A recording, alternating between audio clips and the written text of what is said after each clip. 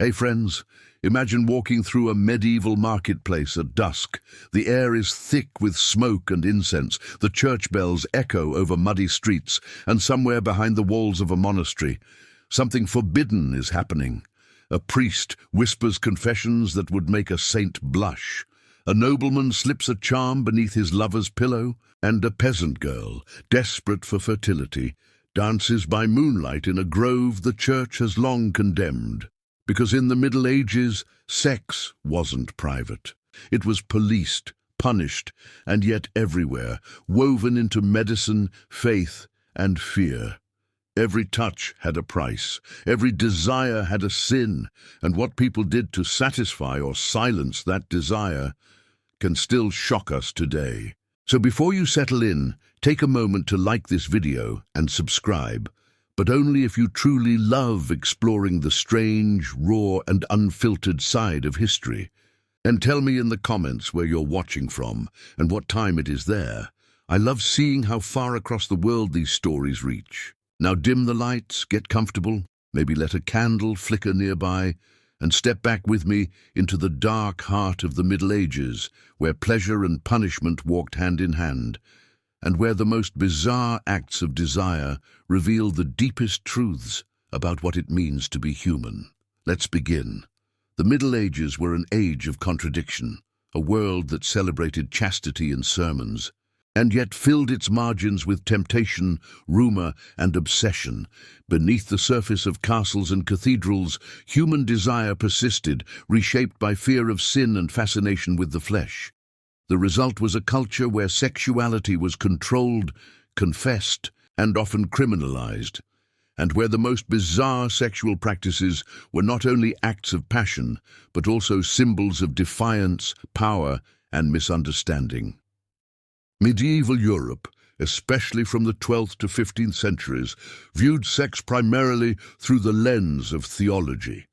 The church dominated public and private morality, defining acceptable acts and condemning deviations. Sex was considered legitimate only within marriage and for the purpose of procreation.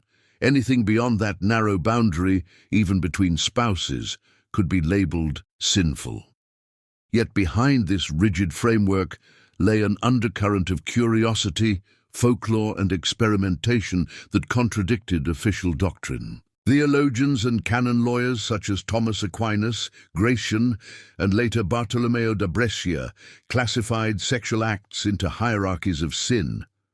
Sodomy became a catch-all term for any act that did not lead to procreation, including oral sex, anal sex, masturbation, and even certain positions during intercourse. Church courts, known as ecclesiastical tribunals, recorded countless accusations of sins against nature, revealing a society obsessed with regulating the body as much as the soul. One such record, preserved in the archives of southern France, describes a 13th-century monk named Guillaume of Saint-Ly, accused of performing cunnilingus on a novice nun. The court described the act as contact of the mouth to the secret parts of the body, without penetration, but to the scandal of the house. Guillaume was sentenced to a year of public penance and fasting. Such punishments reveal how even non-penetrative acts were treated as severe violations of religious discipline. Sexual sin was not confined to monasteries. Among the nobility, accusations of deviance often doubled as tools of power. A record from the Diocese of Limoges recounts how a viscount accused his wife, Lady Isabeau, of engaging in nocturnal witches' kisses with a young page. The case revolved less around evidence than around reputation. The church imposed 6 months of enforced chastity between husband and wife, framing the scandal as both moral offense and social disorder. These court proceedings illuminate how sexuality was policed, not merely for moral reasons, but as a means of maintaining order. Women's bodies were especially scrutinized, symbolizing both temptation and the need for control. Desire, when expressed outside the sanctioned confines of marriage, threatened to unravel the fragile hierarchy of gender, faith, and authority. Alongside church doctrine, medieval medical thought, inherited largely from Greek and Islamic scholars, offered its own interpretation of sex. The two-seed theory, derived from Galen, taught that both men and women emitted generative seed during intercourse. True conception, physicians argued, required both partners to experience orgasm so that the male and female seeds could mingle. This belief paradoxically recognized female pleasure as biologically necessary, even as theologians condemned it as spiritually dangerous. The duality created a peculiar tension. Women's pleasure was scientifically required, but morally suspect. Medical texts such as De Secretis Mulierum, On the Secrets of Women, and later penitential manuals tried to reconcile these contradictions by advising moderation in the marriage bed. Enough to conceive, but not enough to enjoy. Few legends illustrate the intertwining of sex and authority more vividly than the so-called droit du seigneur, the alleged right of a feudal lord to spend the first night with a vassal's bride. Though modern historians largely agree that this right of the first night was a myth or an exaggerated rumor, its persistence across centuries speaks to deep fears about social hierarchy and the ownership of bodies. Whether or not it was ever exercised, the belief itself functioned as a psychological weapon.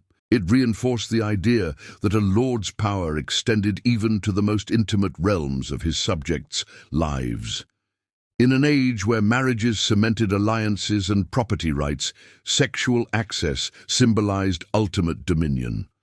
The medieval obsession with sexual sin produced an equally elaborate system of confession and penance. Manuals such as the Summa de Casibus Poenitentiae provided confessors with detailed questions. Had the penitent lain with a spouse for pleasure rather than offspring? Had they performed unnatural acts that wasted seed? Had they fantasized during intercourse about another person? Each offense carried a specific penance, from fasting to pilgrimage. This moral accounting transformed sexuality into a matter of record and ritual, a bureaucratic act of salvation. The bizarre practices of the Middle Ages, then, are not strange merely for their acts, but for the ways society defined and responded to them. From fertility charms and erotic pilgrimages to penitential flagellation and monastic temptation, medieval sexuality was a theater of contradictions, both suppressed and obsessively documented, feared and desired, sacred and profane. Far from a dark age of ignorance, the medieval world displayed extraordinary complexity in its understanding of sex. It was an age when physicians argued over the anatomy of pleasure, priests recorded whispered confessions of forbidden acts, and poets, like the troubadours of southern France, transformed erotic longing into verse that blurred the lines between courtly love and spiritual devotion. In many ways, what modern audiences call bizarre reflected medieval attempts to make sense of human nature within the rigid framework of divine law. Every strange punishment, every coded confession, reveals a culture that believed salvation and sin could coexist in the same body, a paradox that defined much of medieval life. In the medieval imagination, few notions evoke authority over bodies as the legend of droit du seigneur, the right of the Lord, or jus primae noctis, the law of the first night. According to the common tale, a feudal lord claimed the sexual use of a vassal's bride on her wedding night. The image of a trembling bride, a powerful overlord, a humiliated husband, has entered literature and folklore. But historians must ask, how much is myth, how much social fantasy, and what does the legend itself tell us about medieval attitudes towards sex, power, and property? The notion of droit du seigneur is widespread in popular imagination. Encyclopedias summarize the legend. A lord held the legal right to sleep with a vassal's bride on her first night. In some versions, it appears as a counterpart to actual feudal rights over marriage, such as the ability to control whom a vassal married or to demand payments for matrimonial actions. Yet serious medieval legal documents containing a clear ius primae noctis are virtually non-existent. Scholars emphasize that while many feudal obligations concerned marriage, such as paying a fine for marrying outside the lord's lands, these were financial dues rather than sexual prerogatives. The droit du seigneur more plausibly functioned as a symbolic metaphor or propaganda device than a routinely enforced custom. Modern historians largely agree that the so-called rite of the first night was rarely, if ever, legally codified. Some propose that the legend was amplified in later centuries, especially during periods of critique of aristocratic privilege. The absence of direct legal evidence, combined with frequent references to redemption payments in feudal contracts, supports the notion that what was claimed was less a bodily right and more a fiscal demand cloaked in myth. Nevertheless, the legend had power. In judicial and literary contexts, it served as a moral warning. Feudal abuses might extend even to the bedchamber. The trope appears in later romances and polemics, casting lords as predators and peasant brides as vulnerable. While droit du seigneur may not reflect a widespread legal practice, it speaks volumes about social and sexual anxieties in medieval Europe. The legend dramatizes the idea that women's bodies lay under the dominion of men, first fathers, then husbands, then lords. It taps into deeper anxieties about consent, rank, and property. In a society where marriage often functioned as alliance and inheritance, the bride symbolized more than erotic affection. She embodied social capital. The claim of first-night access would epitomize absolute control, not only over alliances, but over the genital and bodily sovereignty of women. As a rhetorical weapon, the droit du seigneur became a metaphorical assertion that the powerful could reach into the most private domains of the powerless. Thus, even in those few places where local custom may have resembled or claimed a lordly right, the transformation of the legend in narrative suggests that the real right was symbolic and psychological more than juridical or habitual. Beyond this legend, medieval societies harbored many practices that merged sexuality with ritual, fertility, and control. These practices were less grandiose than a first-night claim, but more frequent in the everyday lives of peasants, women, and those on the margins. One such category is fertility rites, rituals intended to promote reproduction, ensure good crops, or bind fertility to the land. These practices, while often defined as pagan or superstitious by clerics, persisted in rural communities. Scholars observe that such rituals date deep into Europe's pre-Christian eras. A striking relic of fertility symbolism can be seen in the public fresco in Massa Marittima, Tuscany, known as the Tree of Fertility, or Phallus Tree. Painted in the 13th century, the mural depicts an enormous tree bearing stylized phalluses, with women around it, interacting with the imagery. Its prominence in a civic space suggests that sexual symbolism sometimes entered public and shared life, not only hidden in folk tales. While the mural does not represent an actual sexual rite, it testifies to how sex, fertility, and civic identity intersected in late medieval culture. The phallus tree becomes a visual metaphor, fertility as a public concern, sexuality as a civic metaphor, and the grotesque as moral warning. Other rural customs, such as special springtime rituals, could include symbolic sexual elements, public whipping of women in some Central European villages on Easter Monday, sometimes justified in folk belief as promoting fertility or chastening. Such customs were often tolerated as folklore rather than sanctioned by church authorities. Their line between superstition and erotic symbolism was blurred, and clerics regularly denounced them as the residue of pagan pollution. In our narrative's region, just across the border of two duchies, the fortress castle of Montclair is said to have been the locus of whispered claims about droit du seigneur. Local gossip insists that when peasants married within the castle's lands, their brides passed the first night under the Lord's roof, not in act, but under shadow of obligation. Whether this ever happened is unclear, but the rumor haunted corridors, shaped the fears of new brides and gave power to rumors.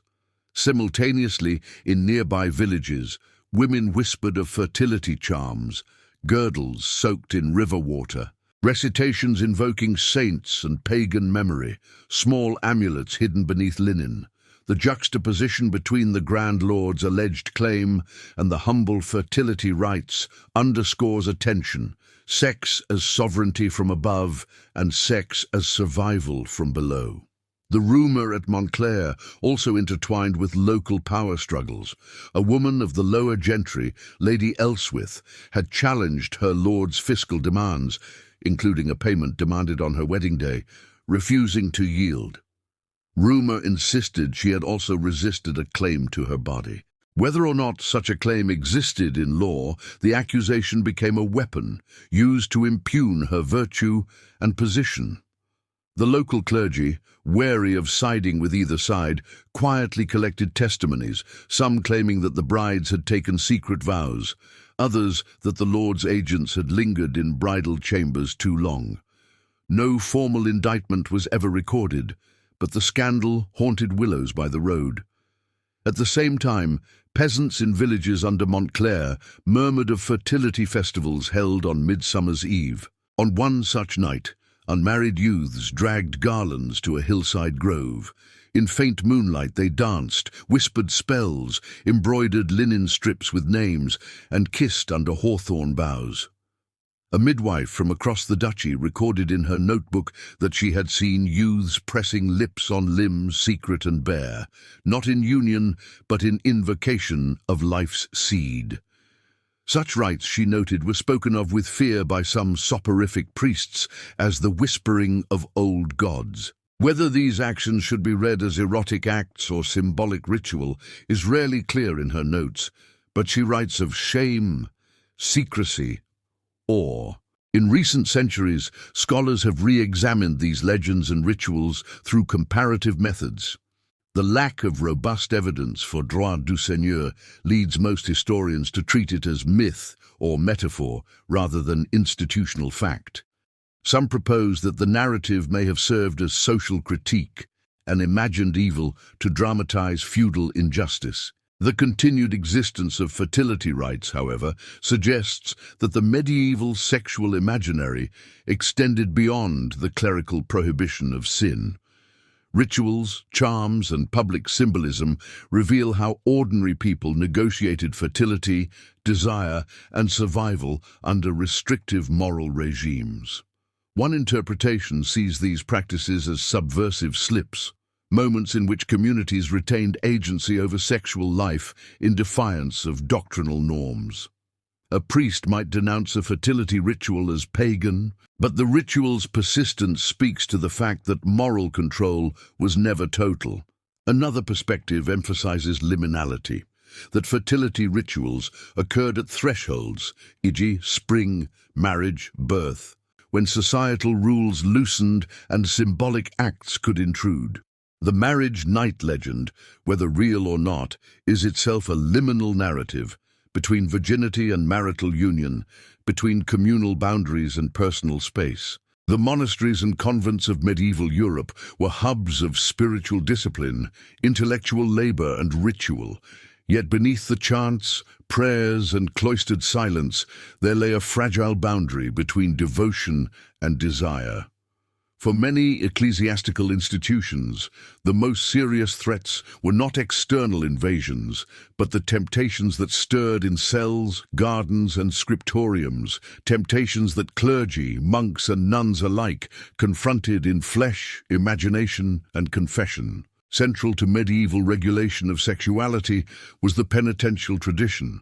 Penitentials were manuals compiled mainly between the 6th and 12th centuries, designed to guide confessors in diagnosing sins and prescribing penances. They often catalogued a vast variety of sexual transgressions, including those considered especially grotesque or unnatural. These texts serve as a primary window into how medieval churchmen conceived of bodily deviations. One early penitential warns that a person who uses the power of his mind to cause an orgasm must undergo a serious penance. Another more startling entry reports that in some corners nuns might employ a machina for fornicating, a term many scholars interpret as a crude reference to an artificial device or dildo. The notion that a nun might be implicated in such a device, explicitly named in a penitential, comes as a shock to many modern audiences. Yet it appears in the margins of confession manuals. These manuals, with their almost obsessive attention to sexual detail, were not simply abstract moral treatises. They reflect real confessions and anxieties, the pens of confessors, the doubts of penitents, and the bodily practices that might lie hidden beneath holy habit. Their tariffed structure, a sin, then a corresponding penance, also underscores how sexuality was codified into a ledger of sin. Penitentials sometimes included astonishingly precise sexual prompts. A confessor might ask, "Did you kiss any woman's genitals with your lips? Did you penetrate with your finger where seed does not go? Did you use a woman to waste seed?" The catalogue is meticulous, reflecting a degree of clerical anxiety that the flesh and the mind could trespass into forbidden territory. As time progressed, canon lawyers and theologians transformed the penitential catalogue into a more systematic sexual code. Texts such as Sex and the Penitentials and the Bridling of Desire trace how the language of confession influenced later scholastic classification of sexual sin. In monasteries and convents, the tension between corporeal abstinence and inward desires was constant. The vow of celibacy demanded not only external restraint, but internal battle. In those corridors, a novice might find herself haunted by erotic visions, ornaments, or illicit letters slipped from outside. A monk might linger too long in the scriptorium, his thoughts circling forbidden impulses. Certain erotic illuminations and marginalia in sacred manuscripts suggest that medieval scribes sometimes allowed transgressive visions to seep into even the holiest texts. In illuminated manuscripts, it is not uncommon to find bawdy drawings, phallic trees, hybrid creatures, obscene figures in margins alongside biblical text. Some of these marginalia seem purely comical or mocking. Others strike more ambiguous notes, teasing boundaries between sacred and profane. Interpretations vary.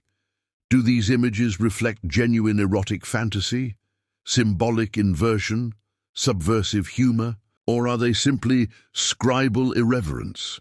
Scholars like Madeleine Caveness propose a triangulation model in which an image may be read alternately as sacred, comic, or erotic, depending on viewer and context. In theological and mystical writings, erotic language often surfaces under the guise of spiritual union. Mystics describe union with Christ using the language of erotic intimacy, sometimes in startlingly carnal metaphors. Some readers historically touched or kissed images of Christ's wounds in devotional books. The paint on certain manuscripts may have worn away from repeated pious contact. In these overlaps of devotion and bodily longing, the categories of erotic and spiritual blur. Medieval women, religious nuns, operated under constraints but also created subtle avenues of agency. The sister books, collections of spiritual narratives from female convents, show how some nuns used penitential suffering and submission to gain moral authority, even over male confessors. Their silence, suffering, or chastity could become a kind of power within the convent. Let the narrative shift to the priory adjacent to the fortress of Montclair. In that priory lived Sister Maelis, a young novice with an appetite for scripture, art, and wordplay. The prioress regarded her as intelligent, though occasionally prone to melancholy. Among her meager possessions was a small devotional manuscript, richly illuminated, partially carved with marginal sketches of vines, birds, and grotesques. One evening, A secret visitor slipped through the cloister gate. The same page who had once been accused of witches' kisses by Lady Isabeau. He bore a slender package wrapped in linen and left it tucked beneath the window of Sister Mailis. By moonlight she found a small charm, a braided string of herbs, and a note written in cipher. In union with earth as with sky, let seed awaken hidden places. Haunted by curiosity and dread, Mailis carried the charm into her cell. That night, in half-dream and half-wake state, she placed it beneath her pillow and touched the linen of her body. In her dreams, she envisioned vines stretching through flesh, flowers blossoming along limbs. She awoke in flush and remorse. Within days, rumors stirred. The prioress confronted her. "Have you toyed with charm, or made whispering contact with any man's lips or fingers?" Mailis denied, but eventually the prioress ordered confession to the local confessor.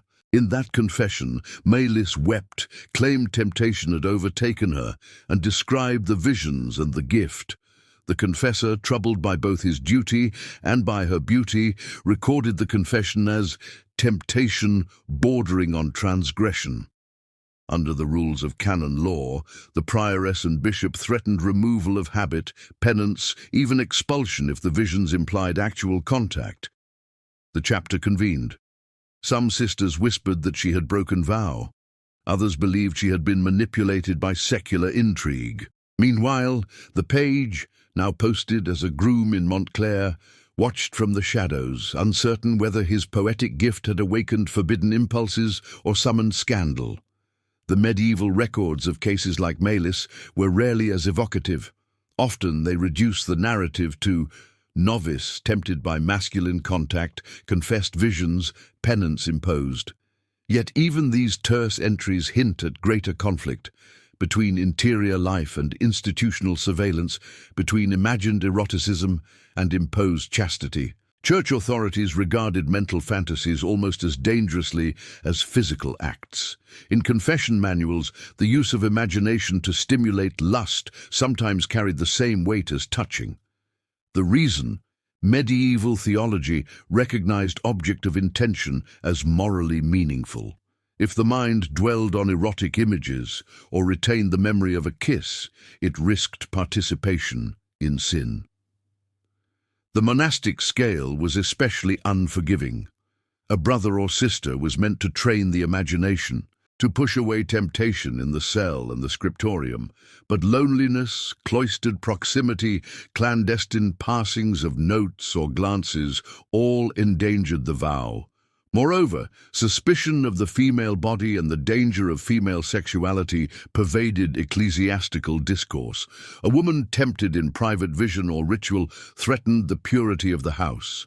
Nuns were especially vulnerable to accusation, whether of impurity, illicit contacts, or use of devices, as signaled in some penitentials. The mere whisper of impropriety could provoke severest penalty. In the context of Montclair and its environs, these tensions were heightened by secular claims, rumors of droit du seigneur, and the intersection of noble family intrigue with ecclesiastical authority. A scandal in the convent could ripple outward, implicating lords, patrons, and local priests. In the hills and fields beneath Montclair Castle lay a scattering of hamlets, their cottages of timber and thatch braced against wind and winter. The peasants of these villages lived in a delicate balance of piety, subsistence, and local custom. Many of their practices involved fertility, birth, death, and the unseen forces that might intervene. Charms, talismans, whispered prayers, herbal concoctions, and ritual gestures carried over generations. But when one such ritual crossed boundaries, when rumour reached ears of clergy or the Lord's bailiffs, the thin line between folk custom and criminal inquiry collapsed. In many medieval settings, rituals around conception and childbirth were woven seamlessly into daily life. Manuscript evidence from England shows that charms, prayers, amulets, and prayer rolls circulated among laywomen and midwives, especially in matters of fertility and safe delivery. These acts were not always regarded as outright magic, but as performative gestures to negotiate danger, especially in a world where failure to conceive or the death of a child carried social, legal, and emotional consequences. A common device was the birthing girdle, a strip of parchment, silk, or paper inscribed with prayers and imagery, often rented from monasteries and worn by women during pregnancy or childbirth. Surviving examples date from the 12th to 16th centuries in England. The girdle served both a protective and spiritual function. In marginal Christian practice, it exemplifies how folk use and religious belief sometimes merged. Other remedies included herbal mixtures, amulets like eagle stones, hollow stones believed to protect during childbirth, and various charms. In rural Montclair, many women trusted such rituals more than distant physicians. A midwife in the region might carry a collection of herbs and small charm rolls, reciting a prayer or formula over the hips of a laboring woman.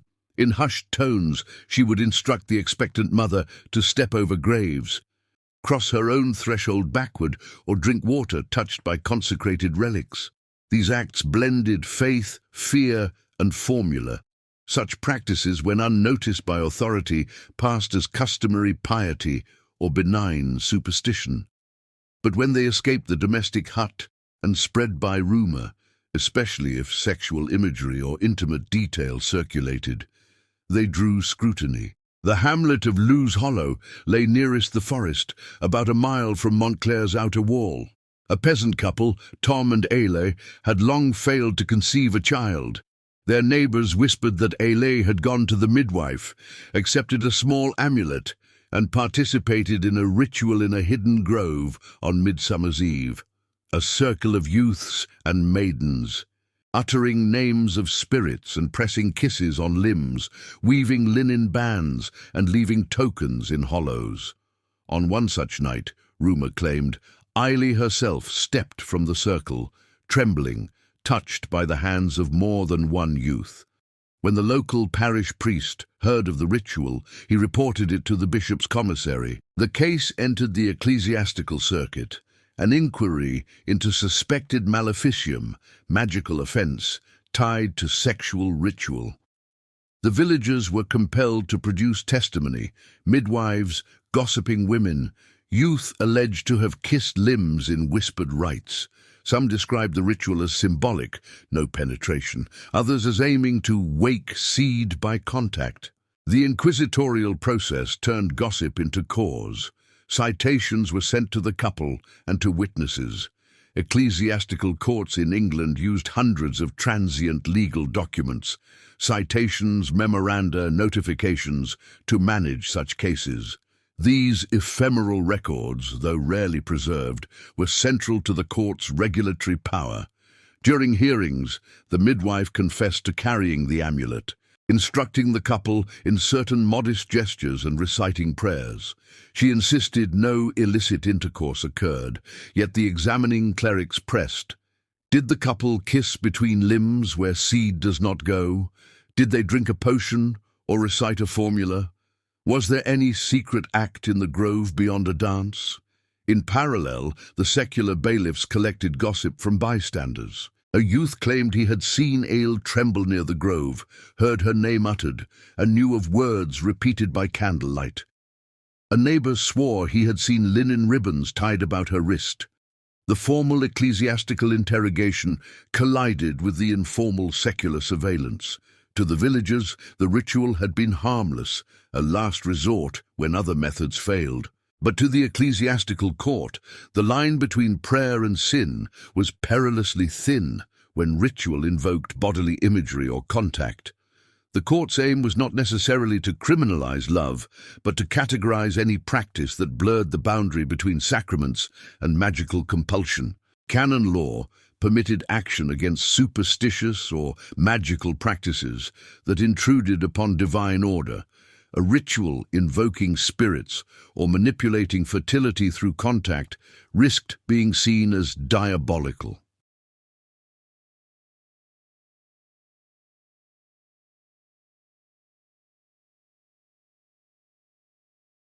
In severe interpretations, charm users might be branded heretics or coordinate with demonic influence. The story of Tom and Ailey reached Montclair. The Lord, seeking to preserve his moral authority and avoid scandal, admonished his clergy to resolve the case quietly. Rumour suggested that a young page from Montclair had visited Loop's Hollow carrying linen bands, leaving open the possibility of connection between ritual and court intrigues. This village case echoed the scandal at Montclair's priory. Sister Maylis' visions, the page's gift and Aylesgrove ritual formed a pattern, erotic imagery and ritual intersecting with ecclesiastical boundaries. The Lord's interest in both cases linked secular rumour with moral control. In ecclesiastical records generally, the regulation of sexual acts and deviance was central to discipline. A historian of church courts notes that marriage, divorce, and sexual misconduct made up a large proportion of ecclesiastical caseloads. Even secular courts sometimes deferred to the spiritual authority in moral causes. In some dioceses, the boundary between spiritual and temporal justice blurred in practice. Moreover, the rural rituals of fertility, when discovered, revealed how deeply folk belief interwove sex, magic, and survival. The case of Ailey resurrected fears that rituals might be a path to sexual deviance, that contact or imagistic gesture could invoke forbidden power. The ritual thus became not only a matter of private hope, but of communal anxiety over boundaries. In the ensuing weeks, church officials summoned Tom, Ailey, the midwife, and several youth as witnesses. In the ecclesiastical hall under the bishop's commissary, testimonies were taken under oath. Some youths admitted to dancing and whispering names, others denied any contact beyond handholds. The midwife affirmed that all acts had been symbolic and rooted in prayer. Ailey wept, insisting she only followed advice. The commissioners frequently interrupted, demanding clarity. Did any tongues or lips touch flesh beyond common greeting? Did any potion contain seeds or herbs known to stimulate bodily fluids? Did Duncan, the local page, ever accompany Ailey at dusk? They probed mental intention as fiercely as physical act. Did she imagine sexual union? Did she anticipate more than symbolic contact? Behind the official scene, whispers circulated. Some in Loo Hollow believed the Lord's agents had pressed for scandal to weaken the couple's holdings. Others believed the young page had inserted himself into ritual to provoke scandal. The confluence of political power, moral authority, and private hope turned a fertility rite into a contested moral battlefield.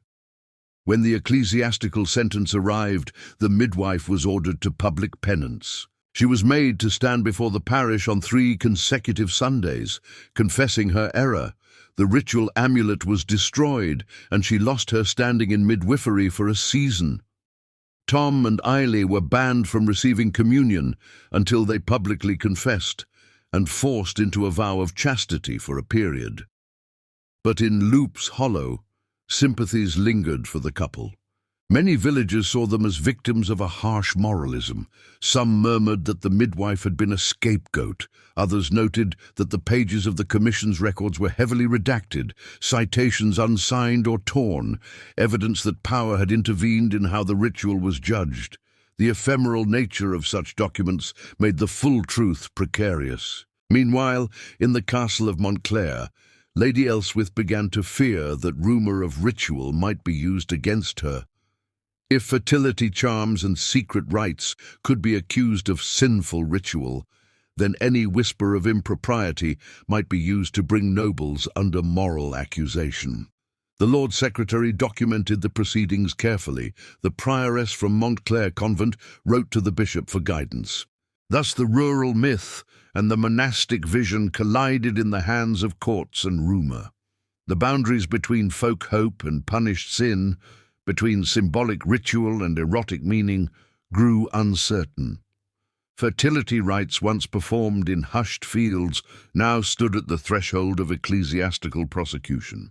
By the early 14th century, moral discipline in Western Christendom had become an elaborate institution. Bishops, inquisitors, and secular lords competed to police sin, but they also used the accusation of immorality as a political instrument.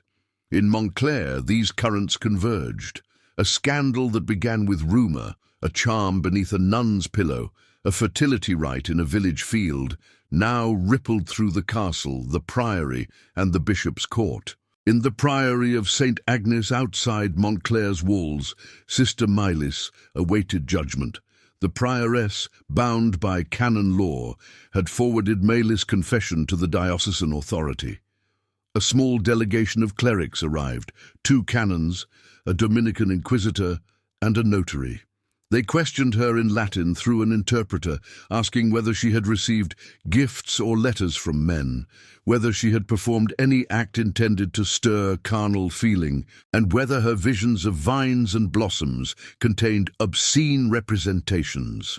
The record, preserved in fragmentary Latin phrases, follows the rhythm of interrogation familiar to historians of ecclesiastical procedure.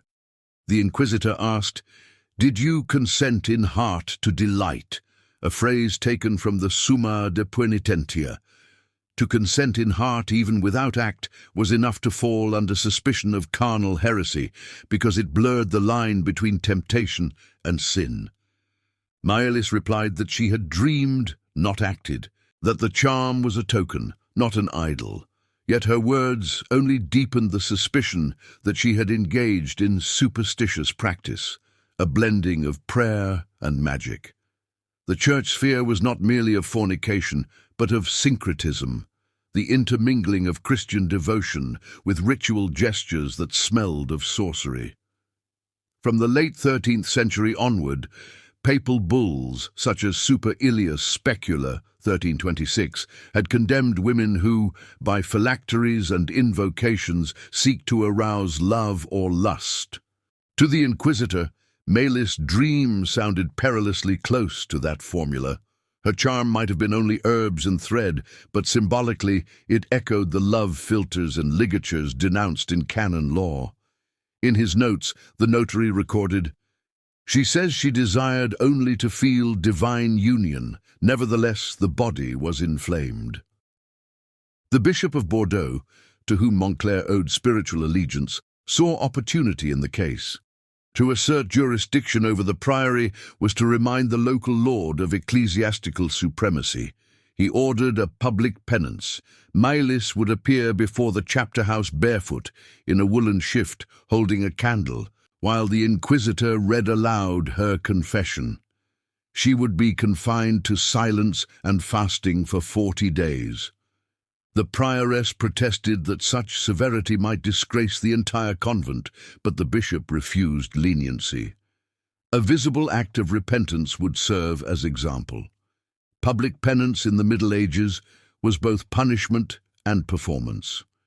It reminded the community that sin was never private. The body itself became an instrument of instruction. The historian R.I. Moore once described such spectacles as rituals of humiliation that legitimated authority by exposing flesh to discipline. In Mylis' case, the act also reaffirmed the bishop's command over female religious life. When she knelt in the nave, candle trembling in her hand, witnesses said she appeared serene.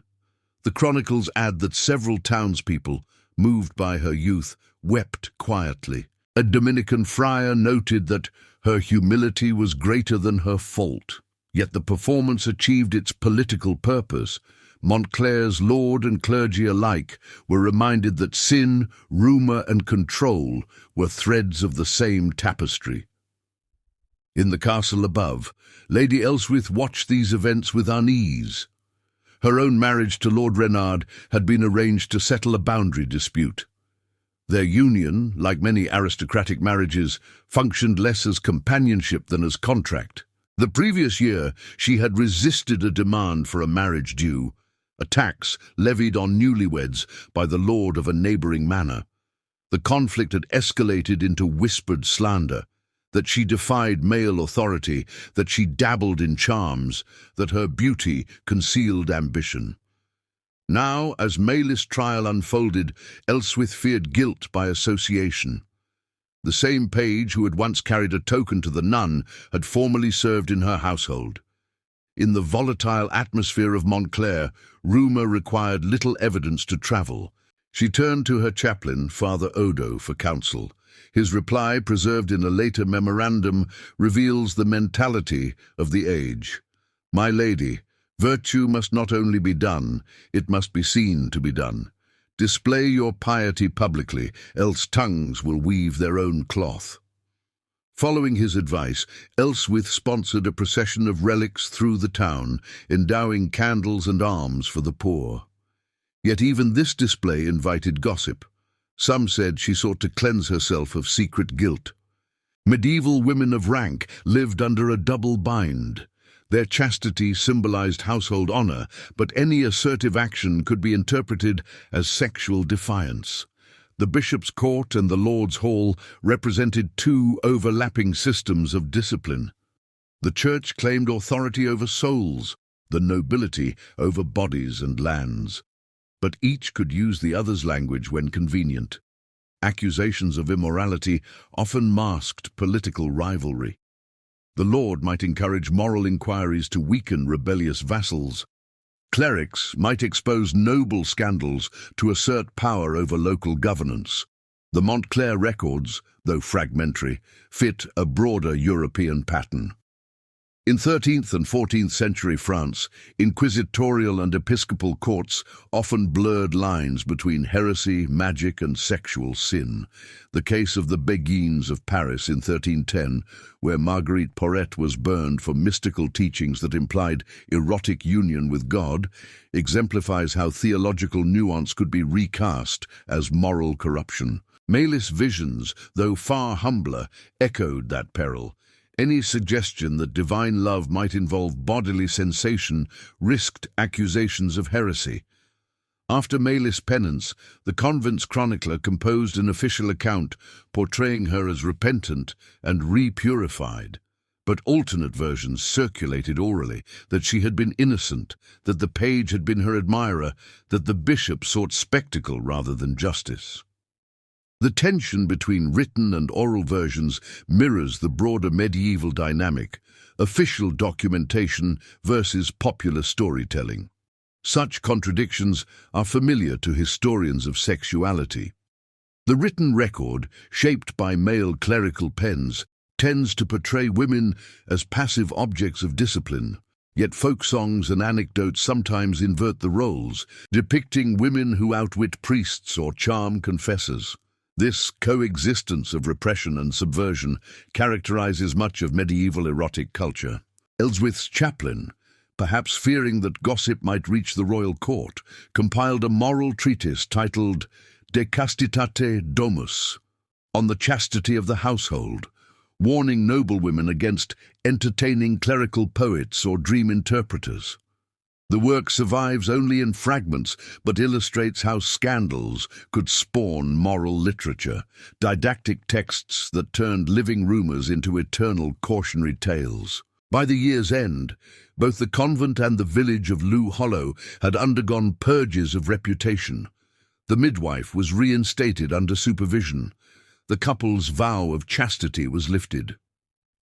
Maylis remained secluded, her fate uncertain in the records. Lady Elswith's procession restored her status temporarily, though later chronicles hint at continued suspicion. The Montclair episode encapsulates the mechanics of control in medieval society, sexuality as a fulcrum where theology, gender, and governance met. The bizarre practices that fascinated later generations, the use of charms, erotic visions, ritual dances were not isolated aberrations, but parts of a system in which power defined morality and morality reinforced power. By the 14th century, the moral geography of Europe was changing. As cities grew, Paris, London, Florence, Lubeck, and Avignon, the Church's battle for sexual discipline entered the crowded lanes of commerce. Where monasteries once policed chastity and villages preserved fertility rites, the city created a new paradox. the regulated brothel. Urban magistrates and theologians alike recognized that suppressing all sexual activity outside marriage was impossible. Canon law prohibited fornication, but civic authorities feared that too strict enforcement would drive vice underground, increasing rape, adultery, and social unrest. Thus emerged the pragmatic logic of managed sin. Documents from municipal archives in Avignon, Toulouse, and Florence show how authorities licensed brothels under the guise of protecting the common good. Prostitutes paid taxes, their earnings were subject to inspection, and they were confined to designated districts. In Avignon, the papal city, brothels even paid rent to ecclesiastical landlords. Theologians justified this arrangement through the writings of Thomas Aquinas, who likened prostitution to a sewer. "Remove the sewer," he wrote, "and the palace will overflow with filth." For Aquinas and others, prostitution was a necessary evil, tolerated to preserve social and moral stability, provided it remained segregated. The same logic appears in civic statutes of Florence and Venice, which confined brothels to marginal quarters but allowed them to operate under city oversight. Brothel districts became microcosms of urban contradiction, tolerated yet despised, taxed yet stigmatized. Women who worked there were simultaneously sources of revenue and scapegoats for moral corruption. Their clothing was regulated, often by color, and they were banned from wearing silk or fur to mark their status. Civic registers recorded women of public use alongside their house addresses and fees. Despite civic tolerance, ecclesiastical writers never ceased warning against the dangers of lust. Sermons described prostitutes as living wounds in the body of Christendom. Confessors' manuals prescribed penance for visiting brothels, yet allowed remission for soldiers or travelers who fell through weakness. The inconsistency was deliberate, a compromise between moral idealism and social necessity. In some towns, bishops themselves profited indirectly from prostitution taxes. In Avignon, papal officials reportedly drew revenue from houses of women, arguing that the income was cleaner than extortion or war plunder. This hypocrisy was not lost on moralists. The 15th century preacher Bernardino of Siena thundered against civic authorities who farm sin as if it were wheat. His fiery sermons became crowd events, leading to public burnings of mirrors, wigs, and cosmetic tools associated with vice. For most women, entry into prostitution was not voluntary, but driven by poverty or coercion. Dowry, inflation, warfare, and plague left many widows and orphans destitute. Some were sold by families, others followed soldiers or pilgrims, living transient lives. Municipal brothels offered minimal protection compared to clandestine ones, but still subjected women to control by male wardens and physicians. In London, the Bishop of Winchester owned the stews, brothels on Bankside. The women, known as Winchester geese, were forbidden to live within city walls and were subject to medical inspection for venereal disease. Ironically, when they died, they could not be buried in consecrated ground. A field near Southwark became known as the Crossbones Graveyard. Medical knowledge about venereal disease was rudimentary.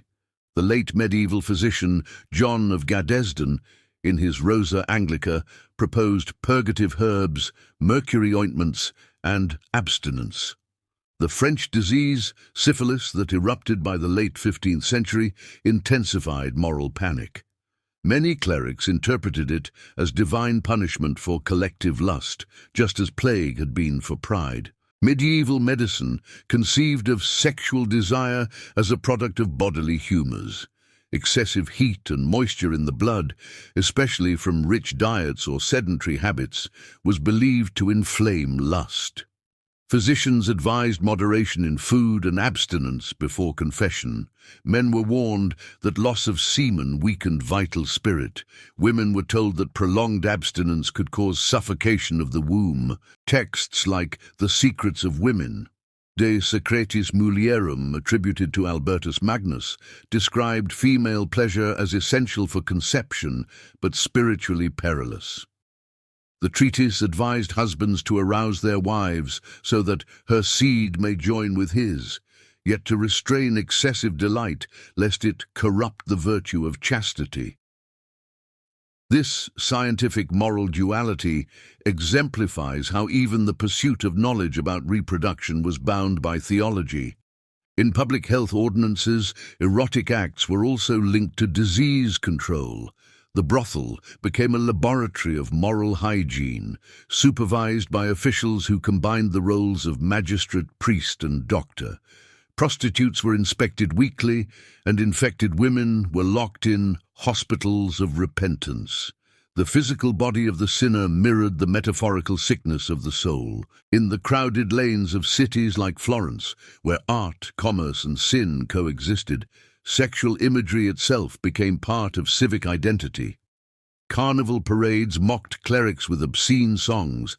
Sculptors like Donatello and Ghiberti infused biblical figures with sensuous vitality. The church condemned, but also commissioned. The body could never be fully erased. It was redirected, aestheticized, or punished.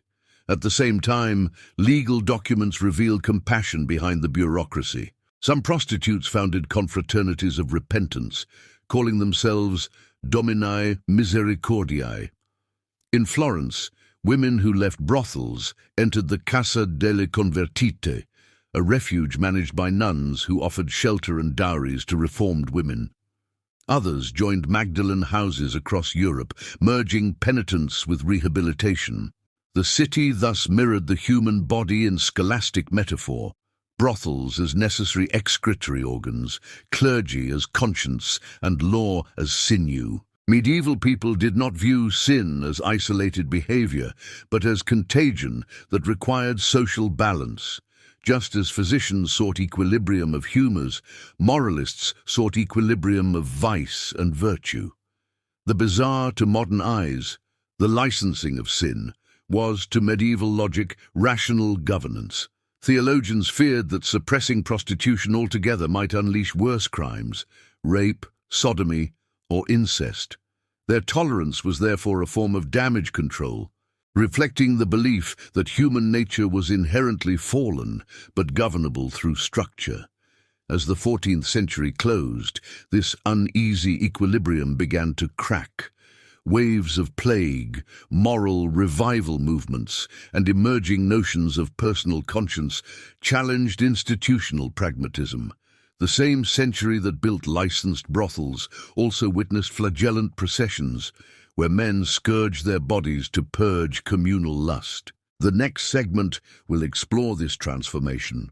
The rise of penitential movements, erotic mysticism, and the idea that the human body itself could serve as both battlefield and altar, where sexuality, sin, and salvation collided in full view of God. By the mid-14th century, Western Europe was gripped by upheaval. The Black Death, famines, and wars shattered confidence in both church and reason. Out of despair arose movements that sought redemption, not through pleasure, but through pain. The body, once condemned as the seat of lust, became the chosen instrument for atonement. Yet in this paradoxical devotion, suffering and sensuality converged in ways that startled even contemporaries.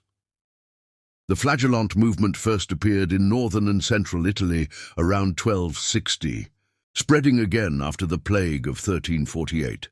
Thousands marched from city to city, barefooted, stripped to the waist, scourging themselves with knotted cords tipped in iron. They sang hymns of penitence, their blood marking cobbled streets like public liturgy.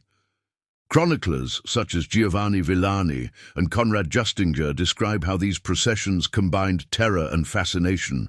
Spectators wept, followed, and sometimes joined. The movement's theology was simple yet visceral. Humanity had sinned. Divine wrath demanded visible penance. The flagellant saw each stroke of the whip as imitation of Christ's passion and a purgation of communal sin. But the spectacle blurred boundaries between repentance and exhibition.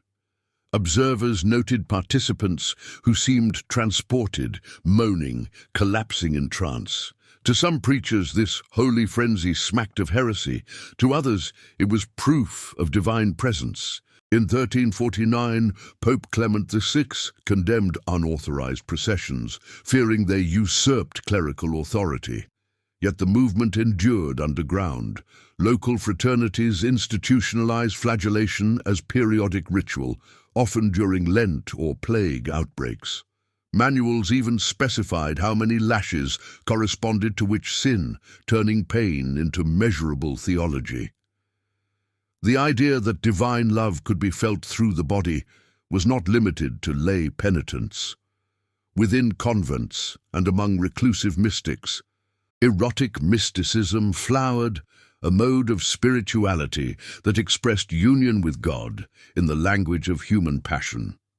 The 13th century Beguine Hadewijk of Brabant wrote visions where the soul kissed Christ and melted like wax in the flame of love. Mechtild of Magdeburg described divine embrace as a consummation that pierces and burns the heart.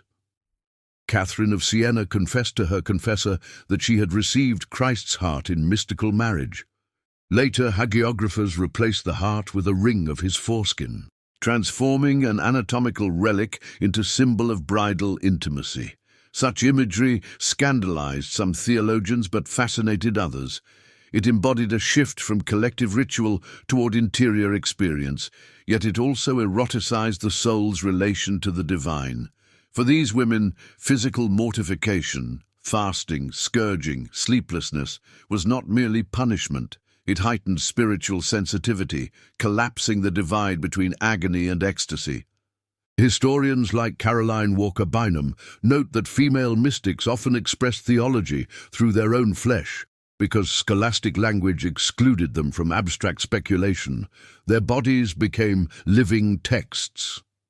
When Catherine or Angela of Foligno described tasting Christ's blood or feeling divine penetration of the heart, they were translating metaphysics into corporeal experience.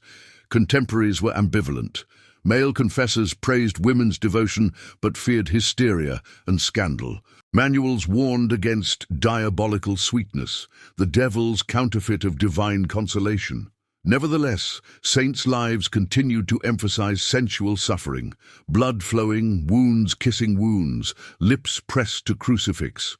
Pilgrims flocked to see the stigmata of St. Francis and later of St. Catherine herself, proof that the divine could inscribe desire upon flesh. For ordinary believers, public penitence and private devotion formed a continuum. In towns where flagellants marched, taverns sold miniature whips. Artists painted crucifixions with increasingly graphic realism.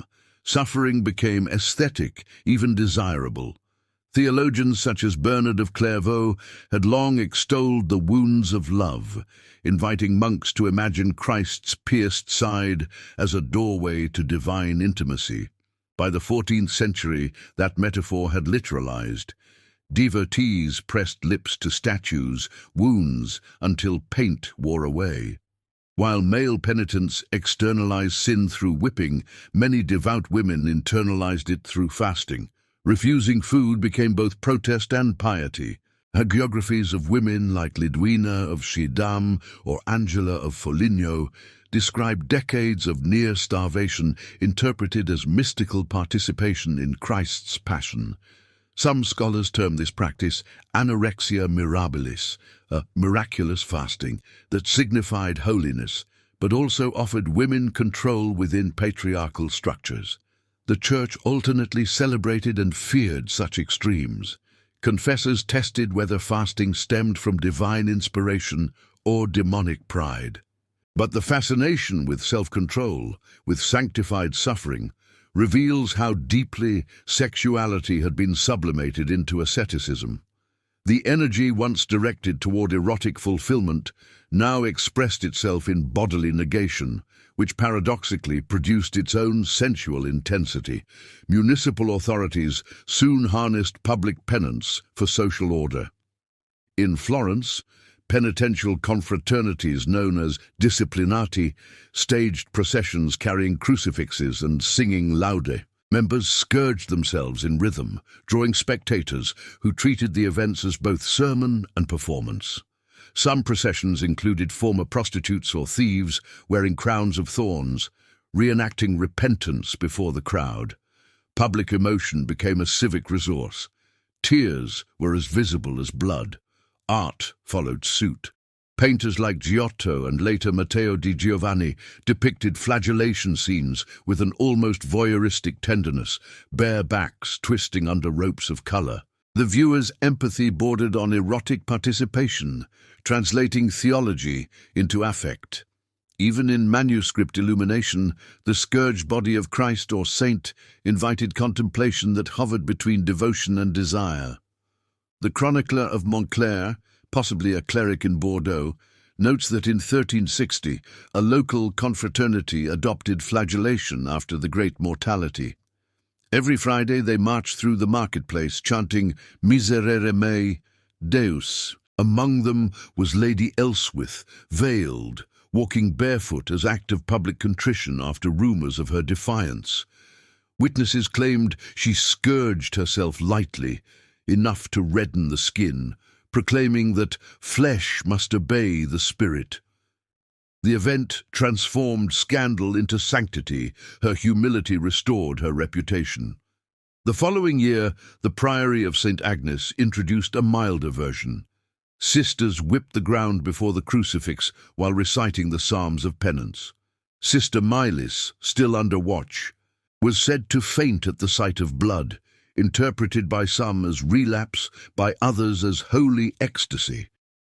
Thus, the Montclair region mirrored the broader European trend: penance as theatre, discipline as redemption, and the line between pious fervour and bodily obsession ever thin.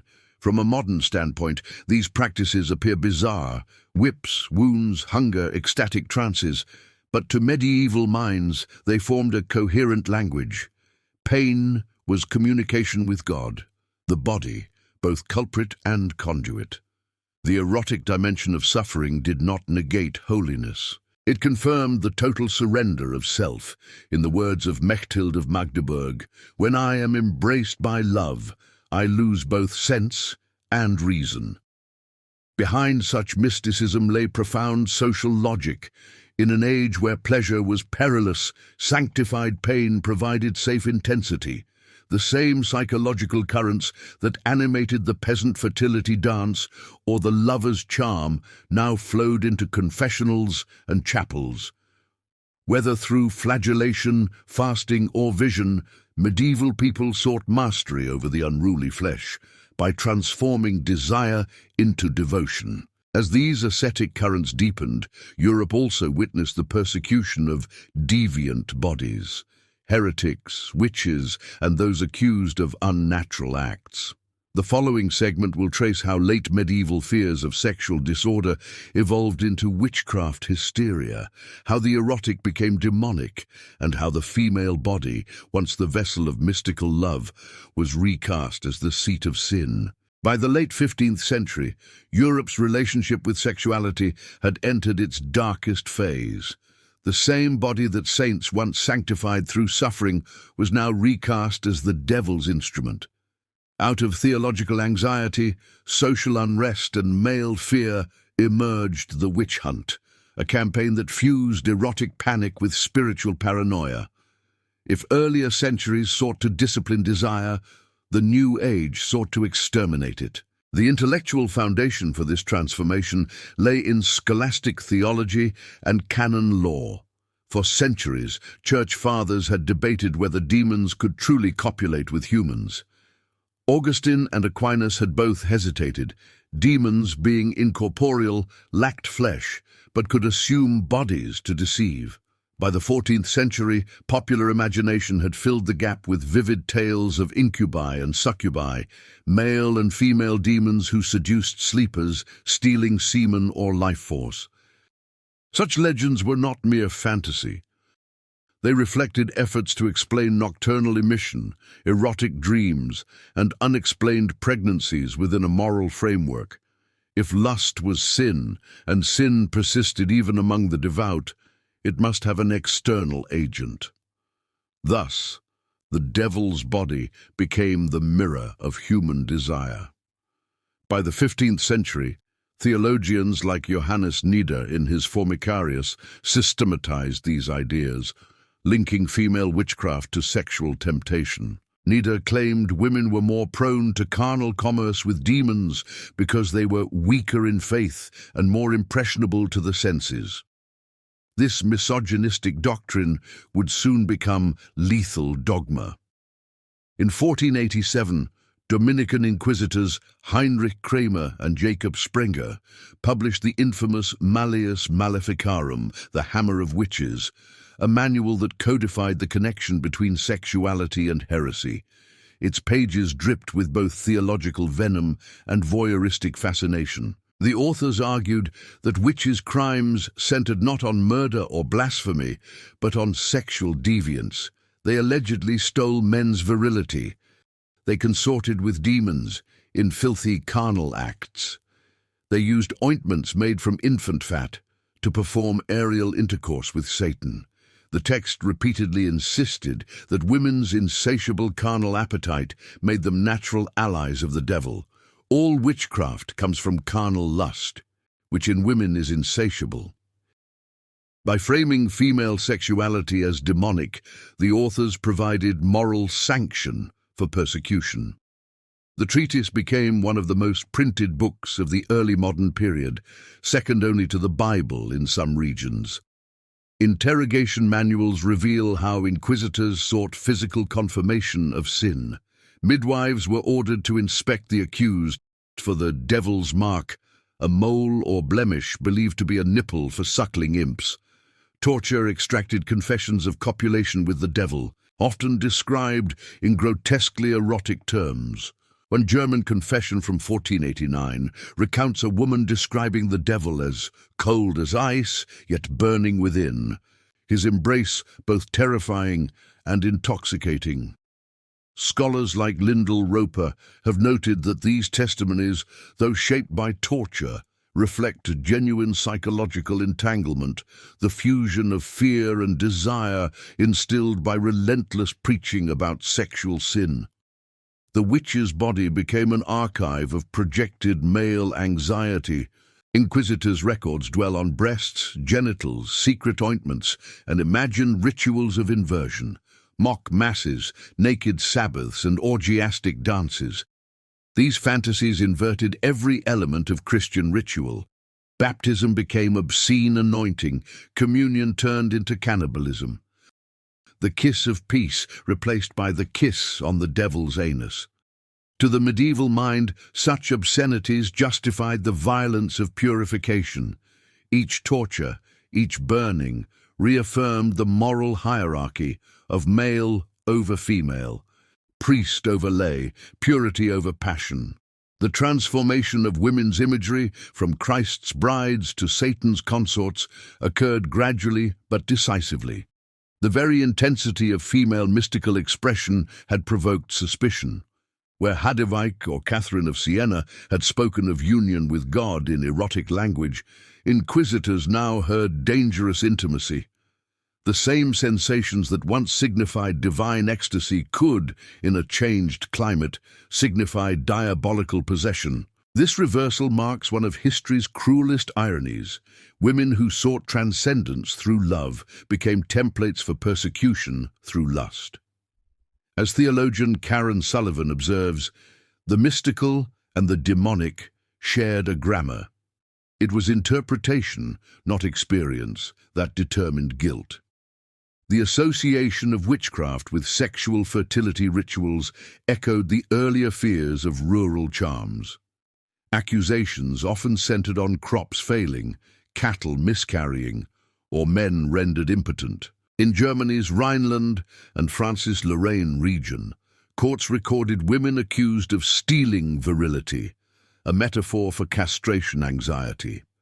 Some confessions describe gatherings where witches allegedly danced naked, smeared with ointments, and copulated with demons or beasts.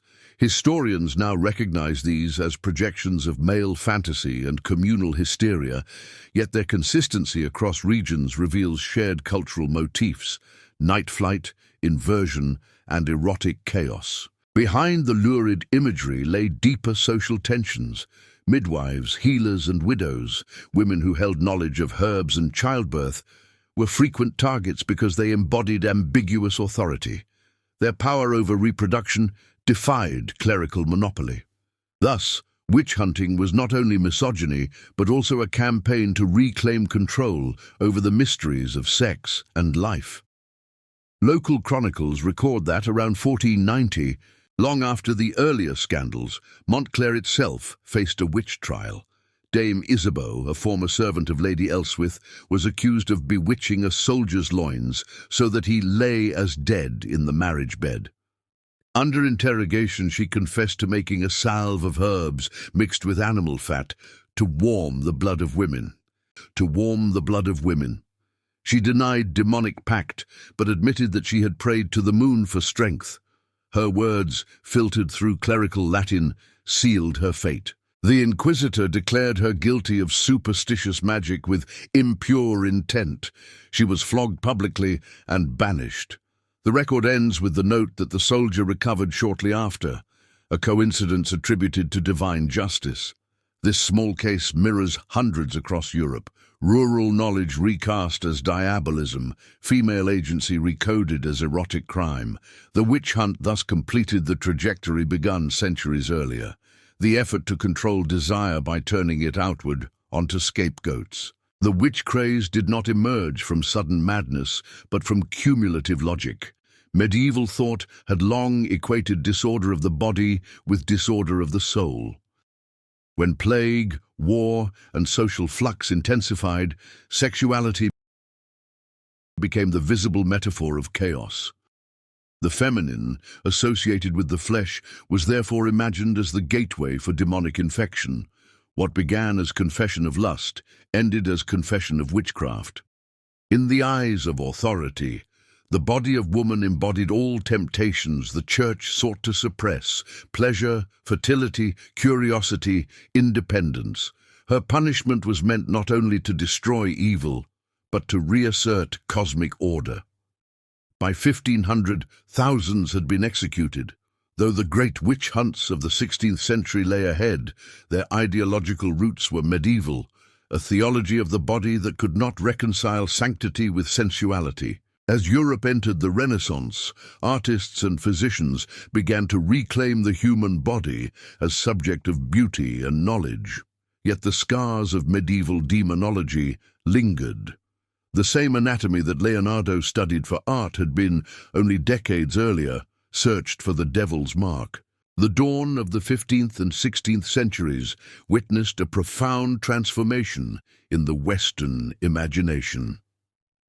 After centuries of fear and repression, the human body emerged once again as a subject worthy of wonder.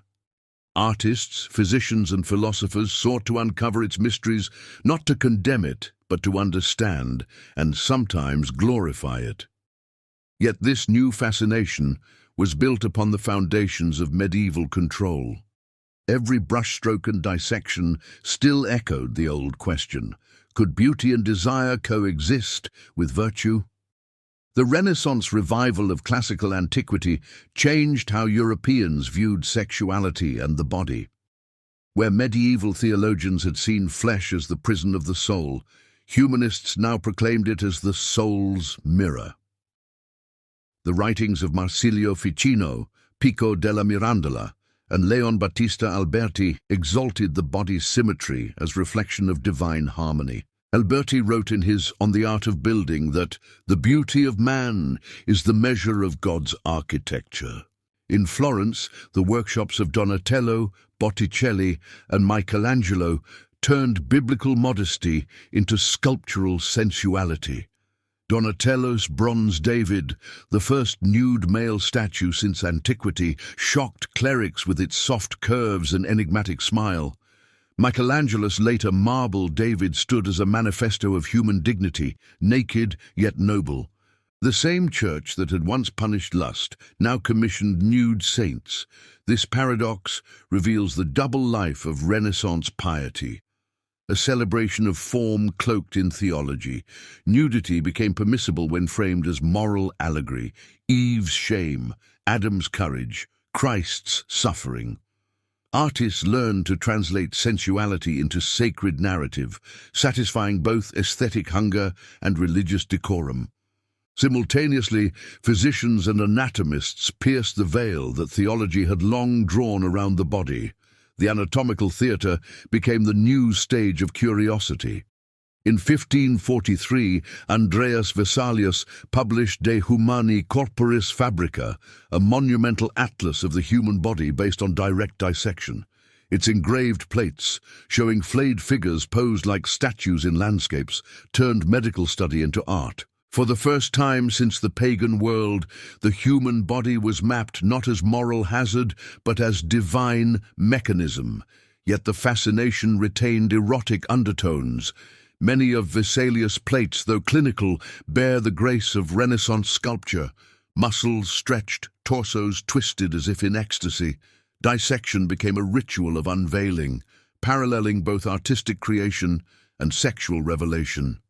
The practice of public dissection, performed before mixed audiences of students and citizens, blurred boundaries between learning and spectacle.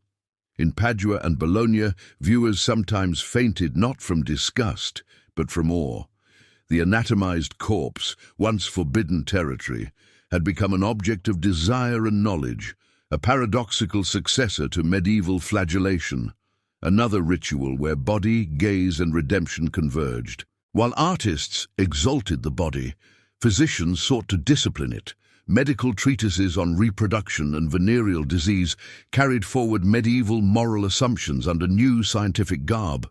The rediscovered writings of Galen, Hippocrates, and Aristotle still defined women as colder and moister, predisposed to passion and imbalance.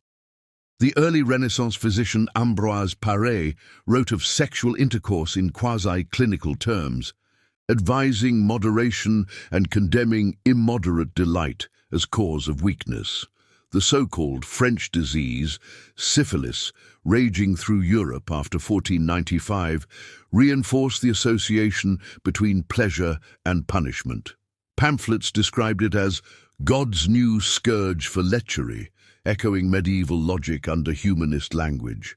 At the same time, printed manuals on midwifery and love, such as The Secrets of Women and Aristotle's masterpiece, mixed genuine anatomical observation with erotic curiosity. These books, widely circulated by the 16th century, democratized knowledge of sex while perpetuating stereotypes. They promised to teach readers the natural secrets of generation, but warned that excess passion rots the humors and dulls the intellect. The Renaissance, then, did not abolish the medieval fear of lust. It merely reframed it in classical proportion. Where the monk had fasted, the artist idealized. Where the inquisitor had tortured, the physician dissected. In both, the body remained an object to be controlled, read, and interpreted. No image captures the new ambivalence better than Botticelli's Birth of Venus. The goddess stands nude upon a shell, modestly covering herself, a pose both chaste and inviting. To Renaissance viewers, she symbolized divine beauty. To theologians, she embodied moral tension.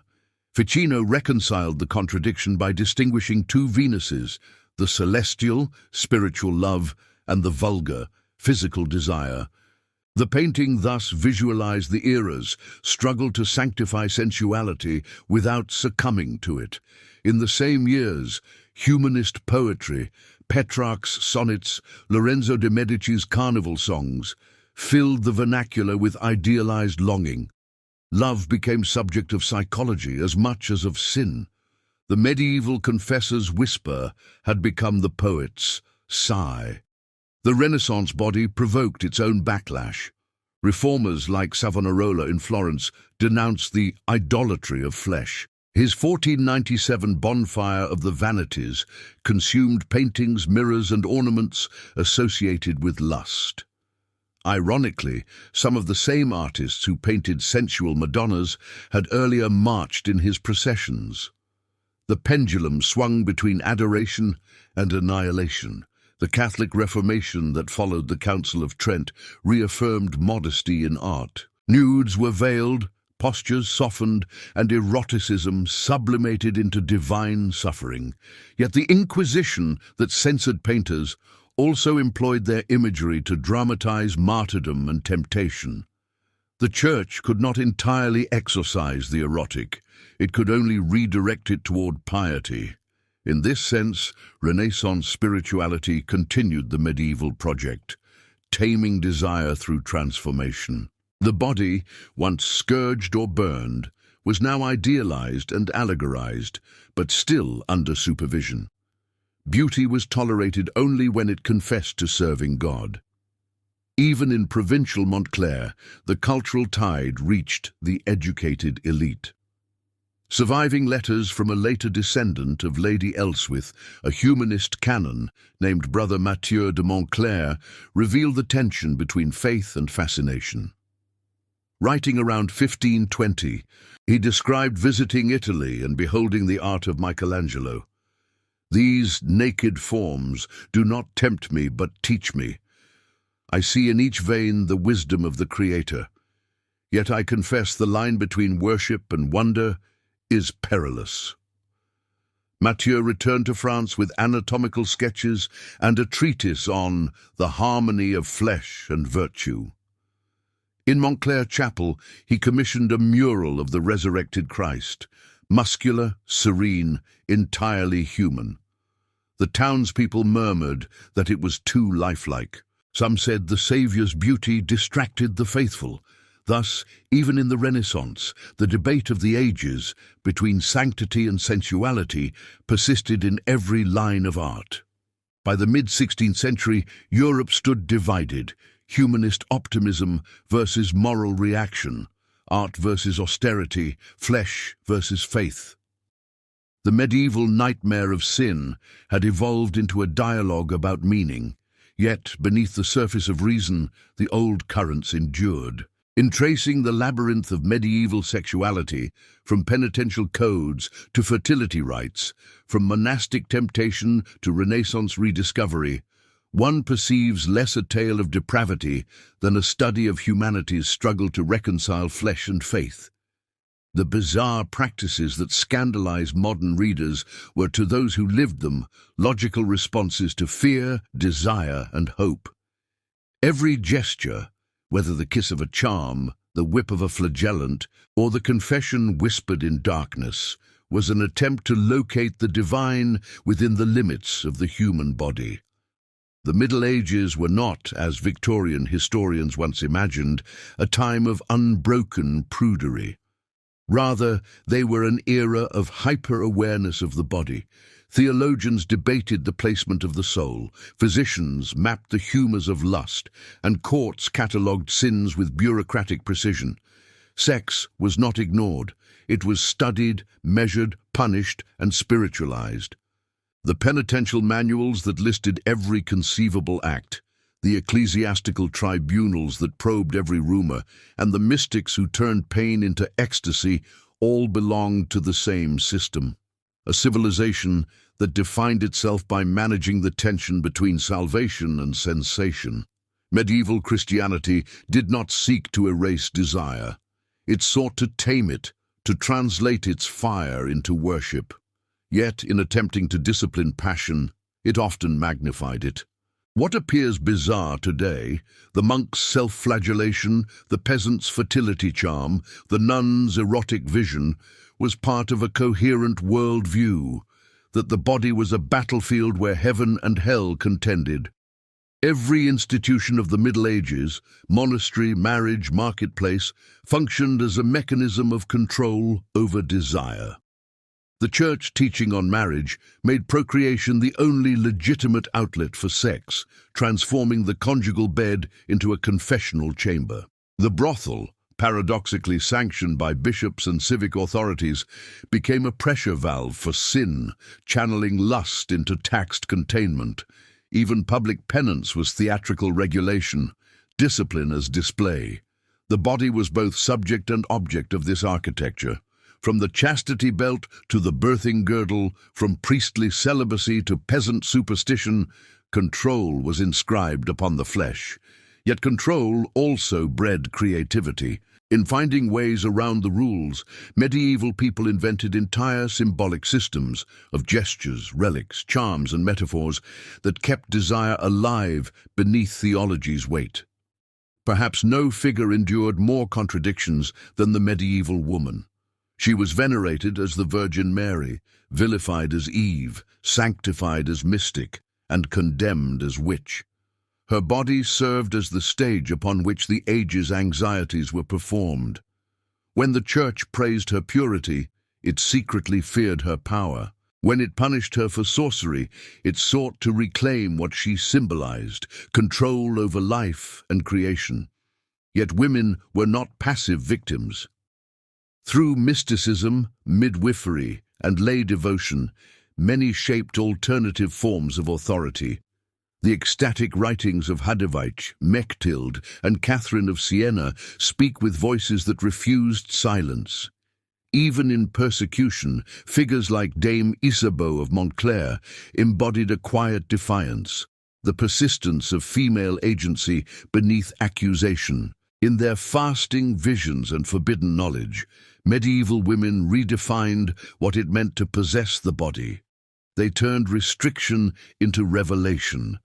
The erotic language of their spirituality was not corruption, but reclamation.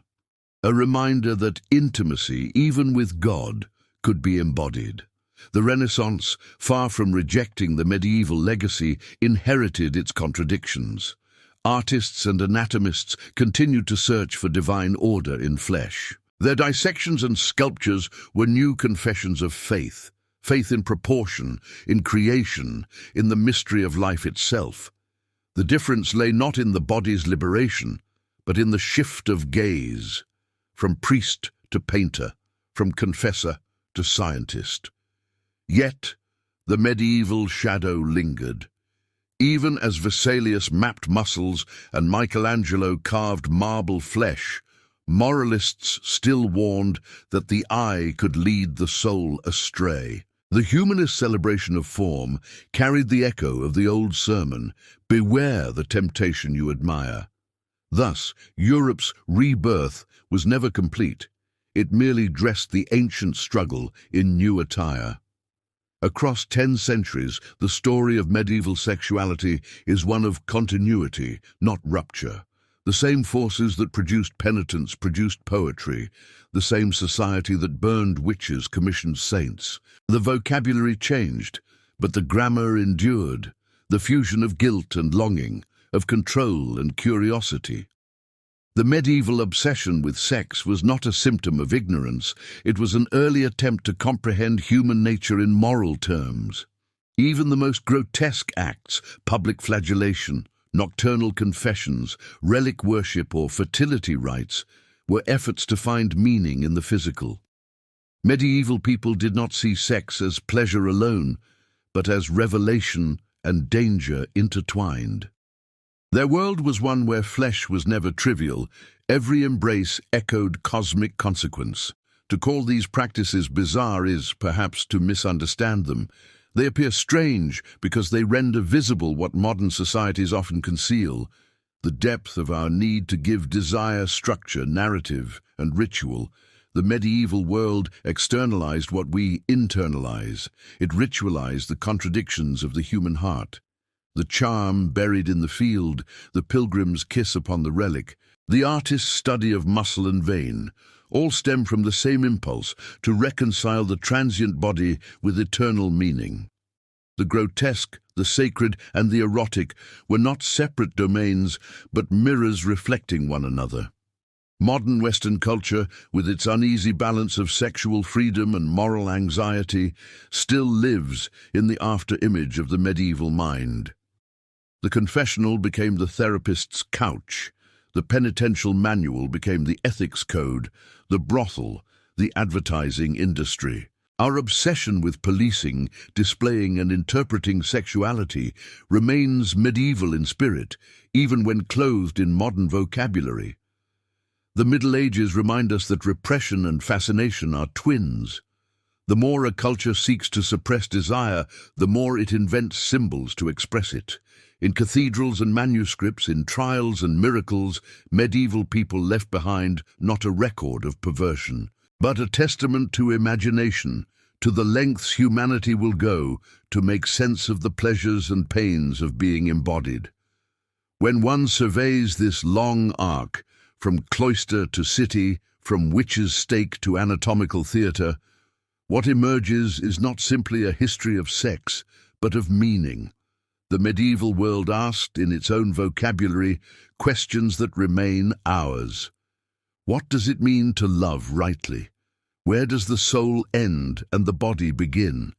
How can something so natural be so dangerous? The answers changed, but the questions endure. Beneath the bizarre and the brutal lies a profoundly human endeavor, to unite the yearning of flesh with the aspiration of spirit. In that sense, the Middle Ages were not a dark age, but an age of daring. An age that tried, with all its contradictions, to sanctify the most uncontrollable part of human life. So when we read of their strange customs, the relics kissed, the charms buried, the bodies scourged, we glimpse not only their fears but their courage. They faced desire not with denial, but with imagination. And though centuries have passed, the pulse beneath their rituals is our own.